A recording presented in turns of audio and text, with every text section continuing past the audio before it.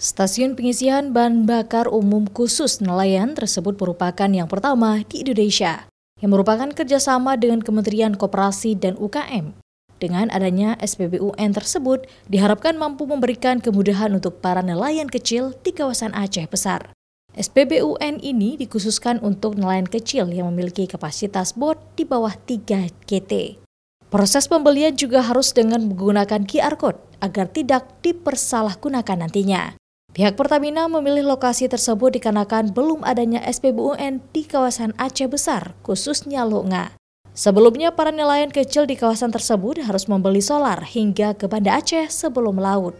Nah, ini adalah menjadi satu solusi bahwasanya SPBU-nya lebih dekat ke warga, kemudian juga harganya terjamin sesuai dengan peraturan pemerintah, sehingga kita insya Allah memastikan bahwasanya nanti keberadaan SPBU ini akan meningkatkan taraf perekonomian masyarakat nelayan di wilayah ini. Pihak Pertamina juga berencana akan membangun sejumlah SPBU khusus nelayan di sejumlah wilayah lainnya di Aceh yang dianggap perlu dan jauh dari pusat perkotaan, sehingga akan mempermudah para nelayan untuk melaut.